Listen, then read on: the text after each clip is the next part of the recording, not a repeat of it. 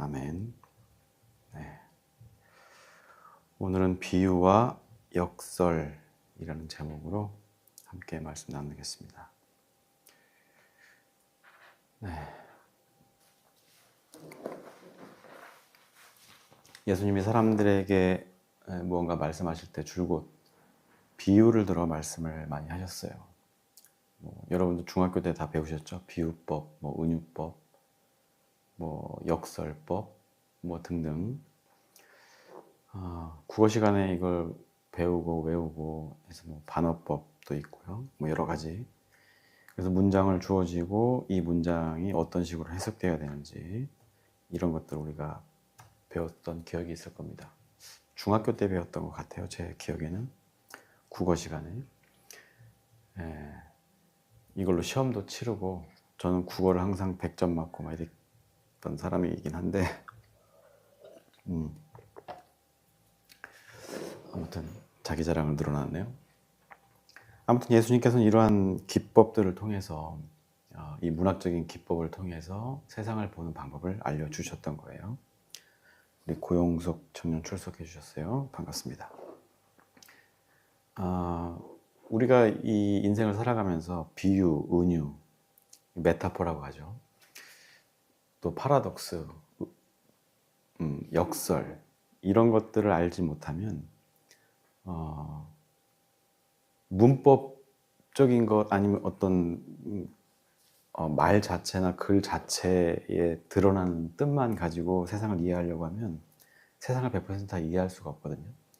그래서 우리가 이런 은유적인 표현들, 비유적인 표현들, 또 역설을 통해서 그 상황이나 어떤 전하고자 하는 것들을 더 깊이 있게 이해할 수 있는, 그래서 우리에게 꼭 필요한 것들입니다. 이렇게 국어 시간처럼 무슨 법 외우지 않더라도 우리는 다 그걸 알고 있을 거예요. 예수님께서는 A라는 말을 하면서도 B라는 것을 연상할 수 있도록 쉽게 말하자면 이해할 수 있도록, 우리는 왜 드러난 현상만 가지고 만약에 두 사람이 다투어서 싸우고 있다 그러면 옆에 있는 사람 보기에는 어떻게 보면 둘 다 잘못한 것 같기도 하고 이쪽이 잘못한 것 같기도 하고, 이거는 법으로 우리가 가를 수 있는 것이고, 그 외에 또 그 관계에 있어서 더 깊은 속으로 들어가지 않으면 정말 누가 잘못했는지 법적으로는 따질 수 있겠지만 알 수 없는 것들이 참 많이 있어요. 그래서 예수님께서는 그 비유를 통해서 그 이면에 있는 것들을 우리에게 알려주시는 그런 방법을 선택을 하신 거예요. 단순히 현재 상황을 있는 그대로 이해하는 것이 아니라 그 이면에 있을 이 상황을 초래하게 되는 어떤 여러 가지 이유라든가 원인들, 또 그 이후에 우리가 어떻게 이것을 받아들이고 어떻게 생각하고 이해해야 하는지, 그래서 이 현상에 대해서 벌어진 일들에 대해서 우리가 어떤 태도로 임해야 하는가, 이런 것들을 비유를 통해서 알려주셨어요. 직접적인 어떤 워딩이나 어휘가 아니라 어떤 비유적인 표현을 통해서 우리가 더 알기 쉽게. 또 한 가지는 예수님께서는 역설이라는 방법을 통해서 우리에게 가르침을 주셨어요. 항상 구원을 말씀하시고 생명, 사는 길을 이야기하면서 역설적으로 예수님은 죽음을 택하셨죠. 생명에 대해서 이야기를 하면서 자신은 죽음의 길로 걸어간 거예요. 그래서 사람들이 그때까지 역설을 이해하지 못해서 예수님이 정작 십자가에 달려서 죽어야만 했던 그 상황 속에서는 제자들은 물론이거니와 이스라엘 성문 앞에서 호산나 호산나 다윗의 예수여 하면서 환영했던 인파들이 다 사라지고 없었죠. 그때까지만 해도 이 예수님이 말씀하고자 하는 이 역설, 이 비유에 대해서 제대로 이해하지 못했다는 거예요. 아무튼 우리에게 생명을 알려주시기 위해서 택한 방법이 죽음이었다. 굉장한 역설이죠. 이 죽음을 통해서 누군가를 살렸다 하는 것은 우리에게 시사하는 바가 큰 겁니다. 우리가 본받아야 되는 것이기도 하고요. 이 죽음이라고 하는 건 모든 것이 끝나는 것을 의미해요. 구약 시대만 해도 천국이라는 개념이 없었어요. 네.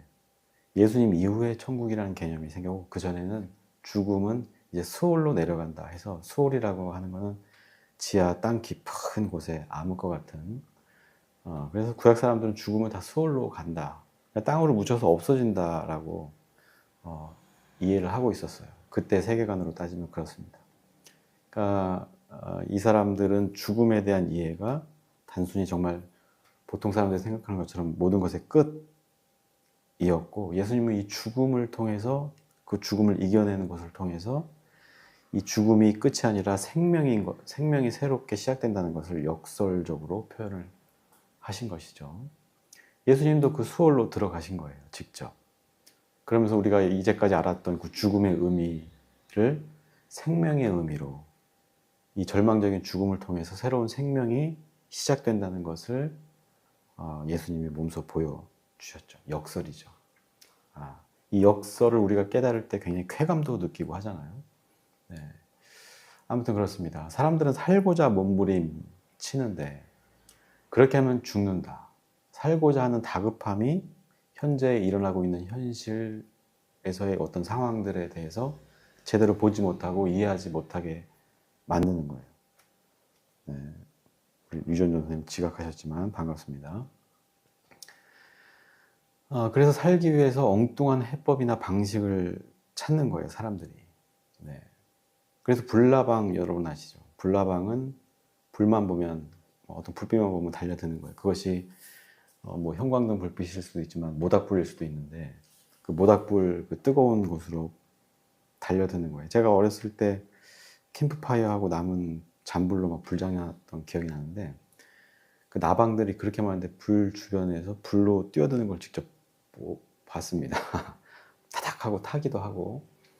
네. 물론 지혜롭다고 할 수 있겠지 모르겠지만, 좀 덜 멍청한 애들은 뜨거우니까 이제 다 날아가기도 하고 그랬지만, 그렇게 타 죽는 커다란 나방 같은 것들을 본 적이 있는데, 사람들도 그렇다는 거예요. 우리가 주어진 이 현상, 상황들을 당장 모면하려는 조급한 마음 때문에 사지로 뛰어드는 이런 경우들을 많이 볼 수가 있어요. 우리 주진우 의원 같은 사람도 그렇죠. 이번 주간에 여러분들 뉴스 보셨는지 모르겠지만,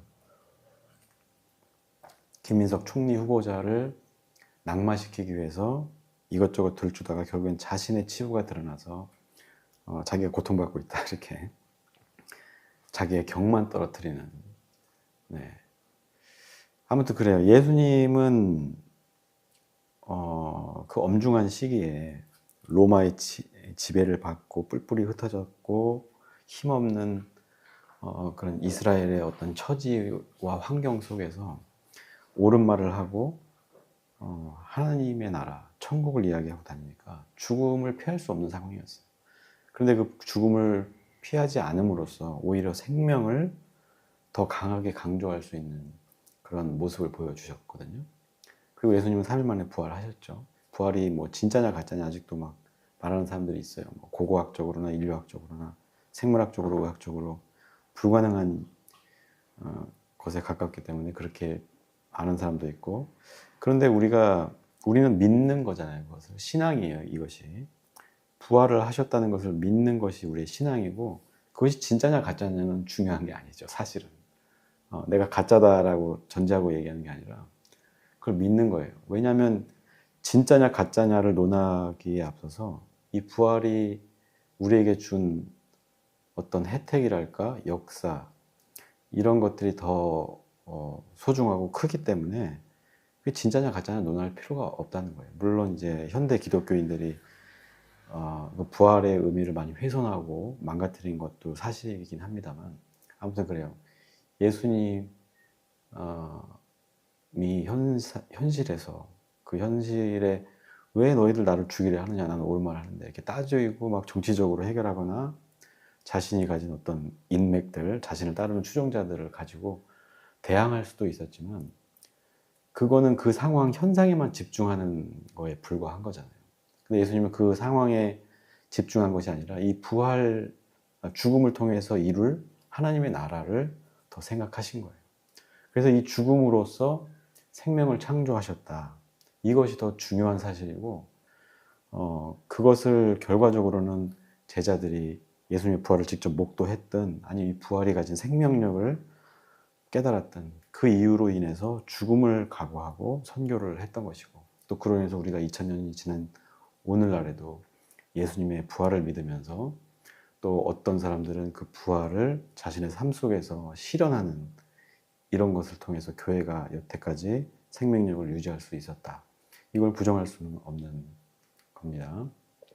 그래서 그 부활을 믿는 자들에 의해서 2000년간 누군가는 또 다른 부활을 통해서 새 삶을 얻고 또 은혜를 베풀고 이 땅에 하나님 나라를 만들어 왔다. 우리가 이렇게 이해할 수가 있어요. 정리해 보면 이 비유나 은유, 역설을 통해서 우리가 보고 있는 이 현실, 어떤 사람에겐 지옥일 수도 있겠죠. 이 현실이 또 다른 얘기는 또 뭐 다른 무언가겠지만 보이는 게 전부가 아니라 지금 현상이 전부가 아니라 끝이 아니라 우리는 또 다른 어떤 기대와 또 새로운 생명, 부활을 꿈꿀 수 있다는 거예요.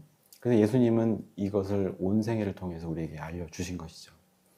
비록 우리가 지금 힘든 가운데 처해 있더라도 우리가 예수를 통해서 부활을 믿으면 우리가 다시금 어떤 그런 생명의 길을 걸을 수 있다 하는 희망을 우리에게 주신 것이다 하는 거예요. 그래 우리는 저를 비롯해서 많은 사람들이 당장은 발등에 불이 떨어지면 급하죠. 발등에 불을 끄기 위해서 이 주변이 어떤 상황이 펼쳐지고 있는지, 혹시 이렇게 구부려서 불 끄고 있는데 차가 오고 있는지 자전거가 오고 있는지 알 수가 없단 말이에요.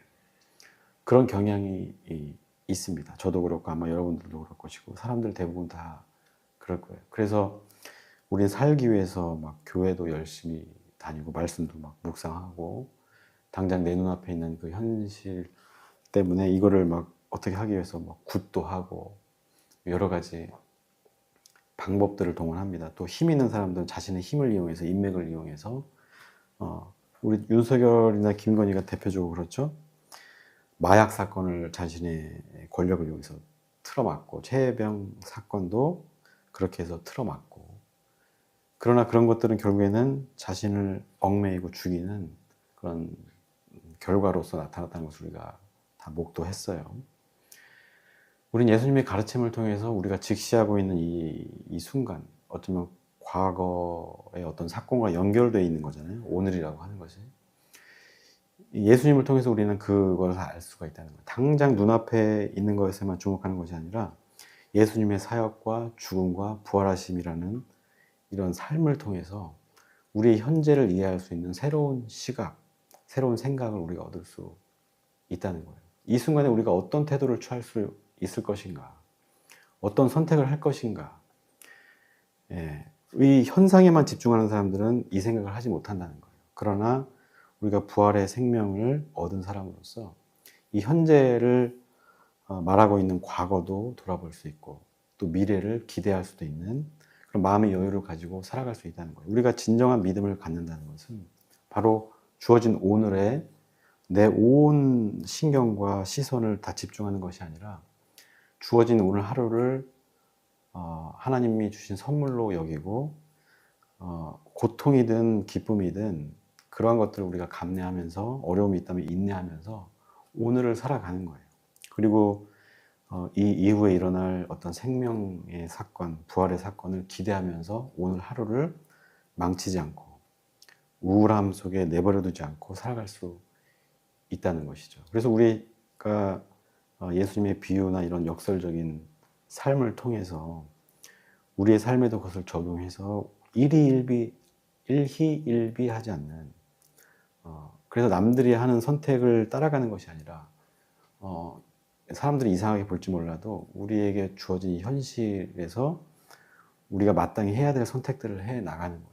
오히려 기쁨을 선택하고 감사를 선택하고 희망과 기쁨을 선택하는 거예요. 그래야 우리가 미래가 달라질 수 있다는 것이죠. 우리 그 사실을 예수님의 생애를 통해서 알 수 있는 겁니다. 그런데 대부분의 사람들은 당장 발등에 떨어진 불을 끄기에 급급하고 저 또한 크게 다르진 않아요. 그러나 그럼에도 불구하고 날마다 이 사실을 묵상하면서 다시금 생각해 보자 하는 겁니다. 그래서 자기의 과거를 돌아보지 못하면 현재를 설명할 수도 없고 이해할 수도 없는 거예요. 그러니까 이 현재에서 벌어지고 있는 일들에 대해서 무작정 불만을 품거나 아니면 내 능력에 벗어난 어떤 행운들이 따랐을 때 그것을 주체하지 못해서 망가지는 사람들이 많이 있는 것이죠.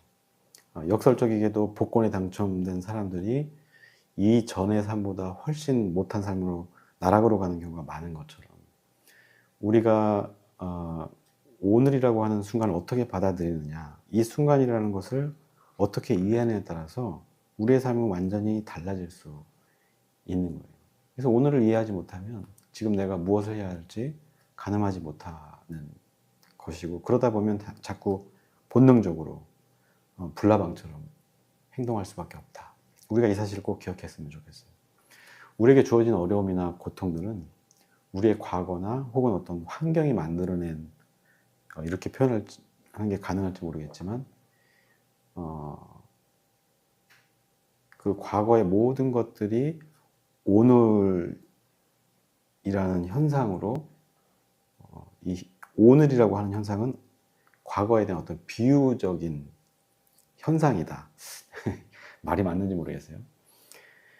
그러니까 이 비유적인 현상, 오늘을 통해서 이 과거를 들여다볼 수 있고 성찰할 수 있고 반성할 수 있다면 우리는 더 나은 내일을 가질 수 있다는 거예요. 쉽게 얘기하면 그거예요. 지금 제 나이 또래에 어떤 사람은 되게 성공의 반열에 오르고 저 같은 사람은 밑바닥 인생을 살고 있는데, 제가 밑바닥 인생을 산다고 해서 이것이 나인 것이냐? 그건 아니라는 것이죠. 하나님이 어떤 이유에서인지 모르겠지만 지금 저를 밑바닥을 기게 하시고 계시긴 하지만 이게 이렇게 끝날지, 어떻게 끝날지 모르는 것이죠.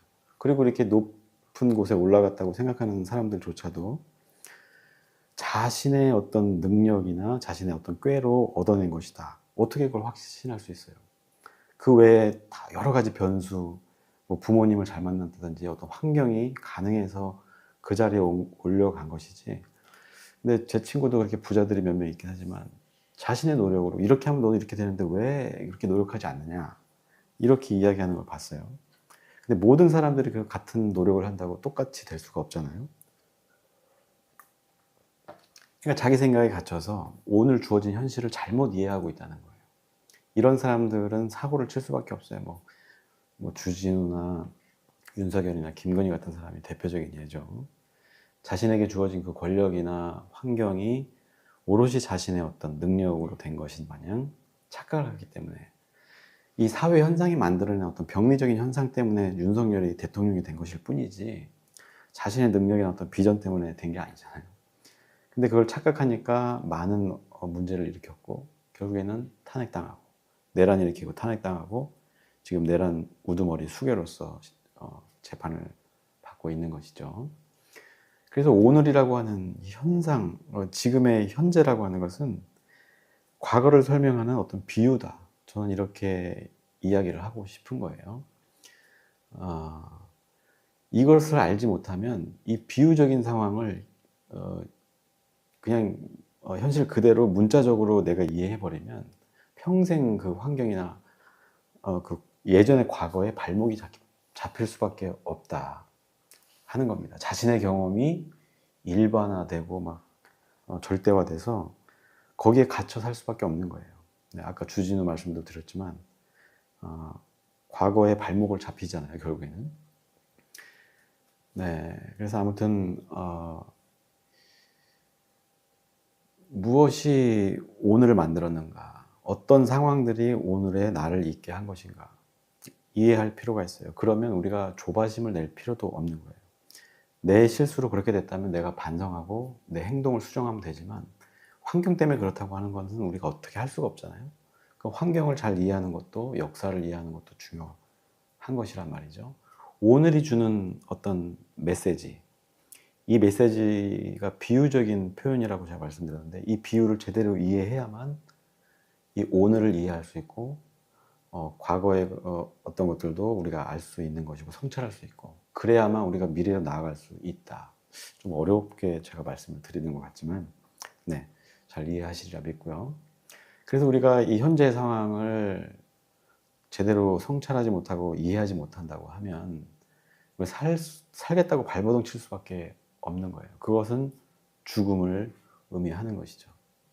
그런 점에서 윤석열이나 검찰들, 또 조희대나 뭐 이런 대법관들 참 어리석고 멍청하다라고 생각을 안 할 수가 없어요.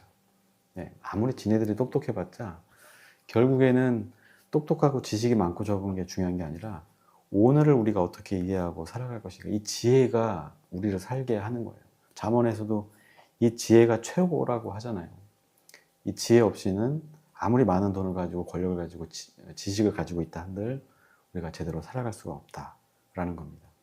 이 비유와 역설, 우리의 삶은 이 비유와 역설로 설명할 수가 있는 거예요. 현재를 이해하지 못하는 사람은 과거에 대해서 성찰하지 않는 사람이고, 또 과거의 이야기들이 들려주는 비유와 역설을 이해하지 못하는 사람들은 미래가 없는 거예요.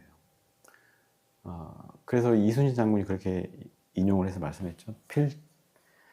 필생즉사, 살려고 하면 죽고 필사즉생, 죽으려고 하면 산다. 이게 그냥 무작정 살려고 무작정 죽으려고 덤벼라라는 얘기가 아니라 그 상황에서 내가 살기 위해서, 모면하기 위해서 자기의 꾀를 내는 것은 결국에는 자기를 사지로 몰아넣는 것이다. 그러나 이 길이 죽을 길임을 알면서도 내가 옳다고 생각하고 믿는 것들을 행하는 사람은, 그런 사람들은 살 수 있다라는 거예요. 우리가 살면서 어려움이 있다고 해서 뭐 점을 친다든가 구술한다든가 또 안 하던 열심을 낸다든가 아니면 어떤 친구나 연인에게 막 의존하고 집착한다든지 아니면 뭐 자신을 지키기 위해서 돈과 권력을, 지위를 이용해서 막 힘을 쓴다든지 지위나 권력과 돈을 더 소유하려고 한다든지 이것이 결국에는 자신을 망가뜨리고 사지로 몰아넣는다. 네, 제가 자꾸 말씀드려서 기분 나쁠지 모르겠지만 김건희 같은 사람들, 윤석열 같은 사람들 대표적인 예예요. 우리가 이런 역사를 통해서도 아이 저는 나쁜 놈, 이렇게 욕만 하고 끝나는 것이 아니라 우리 삶에도 적용할 수 있어야 하는 거예요. 김건희나 이런 사람들, 뭐 주진우도 마찬가지고 권성동이나 이런 사람들 살려고 자기들은 발버둥 치는 거거든요. 근데 역설적이게도 그러한 시도들이 다 죽음을 향해 달려가는 다름질하는 행태다. 네, 저는 이렇게 말씀드리고 싶어요. 그게 인생이죠. 인생이라는 게 참 역설적이에요. 살고자 하면 죽는 게 인생이다. 네, 현재를 보세요. 어떤 환경과 시간들을 거쳐왔든 간에 오늘 이 순간은 우리의 시간이에요. 오늘이 나의 현재 모습이 미래에 어떤 의미일지 아무도 모릅니다. 그러나 우리가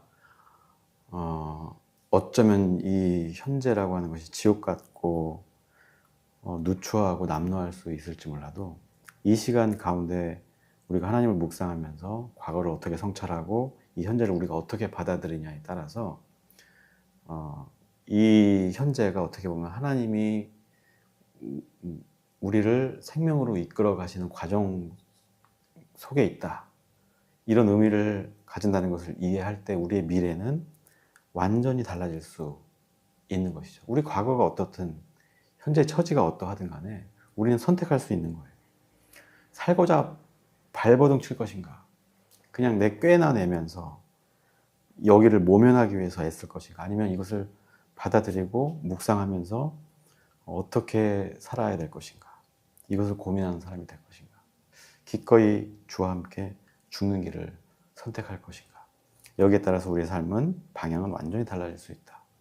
열심히 사는 것도 중요하지만 조급한 마음에 뿌리를 둔 이런 우리의 어떤 열심들, 우리의 노력들은 결국에는 우리를 망가뜨리는 것이다. 이 사실을 우리는 꼭 기억해야 돼요. 오히려 이 위기나 어려움, 죽을 것 같은 어떤 공포나 아픔, 슬픔, 이것을 끌어안음으로써, 비유적으로 표현하자면 죽고자 함으로써 우리에게 살 길이 열린다는 사실을 여러분들 꼭 기억하시기를 바랍니다. 우리에게 주어진 오늘은 예수께서 우리의 과거와 앞으로의 삶을 살아갈 방법으로 비유된 계시다라고 볼 수가 있어요. 제가 드린 말씀을 함축해서 말씀드리면 오늘의 메시지, 오늘의 우리가 가진 고통, 아픔, 어떤 상실감, 이런 것들은 하나님께서 사실 미래에 대한 어떤 비유적인 계시라는 거예요. 이 계시를 우리가 어떻게 이해하고 받아들이느냐. 에 따라서 우리는 완전히 다른 삶을 살 수 있다는 거예요. 프레젠트, 오늘이라는 말 있죠, 현재. 제가 예전에 한번 말씀드렸는지 모르겠어요. 우리 유전 누나님 기억도 못 하시겠지만 프레젠트라는 책을 저한테 선물을 해서 제가 읽고 되게 쉽게 읽을 수 있는 책이라고 제가 한번 소개를 드렸던 기억이 나네요. 이 프레젠트가 현재 오늘이라는 뜻도 있지만 선물이라는 뜻도 있잖아요. 이 오늘을 우리가 어떻게 이해하느냐에 따라서 이게 선물이 될 수도 있고 그냥 여러 날 중에 하나가 될 수도 있는 거예요. 그래서 우리가 오늘을 어떻게 이해할 것이냐. 선물과 같은 이 하루를 선물로서 이해하고 받아들일 것이냐. 아니면 그냥 그 고통을 외면하면서 나도 외면하고 모른 척하고 그냥 쓱 지나갈 것인가. 큰 차이가 있는 것이죠. 이 선물과 같은 하루에 우리의 기도와 회개와 소망을 담아야 한다. 어쩌면 아무것도 아닐 수 있는 우리의 하루, 또 우리의 삶이 역설적이게도 가장 위대한 아름다운 그런 하루가 될 수도 있다는 사실을 우리가 잊지 말아야 합니다. 그러니까 우리는 우리의 시선을 주어진 고통이나 이런 상황, 절망에 두지 말아야 하는 거예요.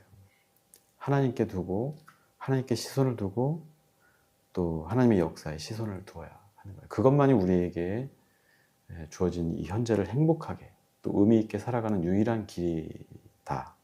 저는 이렇게 말씀드리고 싶어요. 이제 말씀을 마무리할게요. 어떻게 좀 과장해서 얘기해 보면 우리에게 주어진 모든 이 순간은 하나님은 우리에게 선사하신 비유와 역설일 수 있다 하는 겁니다. 비유적으로 우리에게 고통을 주셨어요. 우리에게 상실감을 주셨어요. 그러나 그 상실감이 가져올 결과는 우리가 생각하는 것과 하나님이 생각하는 것은 엄청난 차이가 있다 하는 사실을 우리가 이해할 필요가 있습니다. 여기에 머물러 있고 여기에 함몰돼서 우리의 시선을 온전히 그런 아픔들에 빼앗겨서 오늘 선물로 주어진 오늘을 망칠 것이냐, 아니면 이 안에 담긴 하나님의 뜻을 발견하려고 노력하면서 이겨내면서 살아가고 인내할 때 하나님께서 생명의 길을 열어주시는데 그 생명을 기대하고 소망하겠느냐. 예수님은 그 생애와 죽으심과 부활하심을 통해서 우리에게 말씀하고 계시는 거예요. 예수님이 겪었던 그런 상실감도 있을 것이고 죽음의 고통도 있어요. 그러나 그 죽음의 고통은 과정이었다는 것을 우리가 알아야 합니다. 이 과정을 통과하고 나서 예수님은 우리 모두를 구원에 이르게 하셨고 또 구원받은 우리들은 또 다른 예수가 돼서 죽음으로 가는 것 같지만 다시 부활해서 생명을 나누고 은혜를 나누는 존재가 된 거예요. 굉장히 역설적이죠. 죽을 수밖에 없는 우리가 생명의 길로 살아간다는 거. 이건 기적이거든요. 어떻게 우리가 자격이 안 되는 우리가, 저 같은 사람도 아까도 얘기했지만 늘 내 시선에 발목 잡혀서 이 근시안적으로 살아갈 수밖에 없지만 다시금 예수를 믿고 의지하면서 고개를 들어서 시선을 다시 예수님께 고정하고 희망을 갖는 거, 이 자체가 기적이고 놀라운 변화의 시작이다라는 생각을 하게 돼요. 저도 제 스스로를 돌아보면은 참 부끄럽고 이렇게 살아도 되나 하는 사람이지만 그래도 삶을 유지하고 내일을 기대하면서 살아가잖아요. 네, 우리 모두 주어진 오늘을 선물로 생각하고 이 오늘의 그 시간, 역설적인 시간, 비유적인 시간들을 하나님 안에서 잘 이해하면서 우리가 내일에 대한 기대와 희망을, 생명을 포기하지 않는 저와 여러분들 됐으면 참 좋겠습니다. 그래서 그렇게 구원받은 우리들이 또 누군가에게도 하나님의 그 구원의 은혜를 베풀 수 있는 여유가 있는 우리 모두가 되었으면 좋겠어요. 그렇게 될 걸로 저는 믿고 기도하고 있습니다. 여러분들도 모두 그런 은혜 가운데 살아가게 되시기를 주님의 이름으로 축복합니다.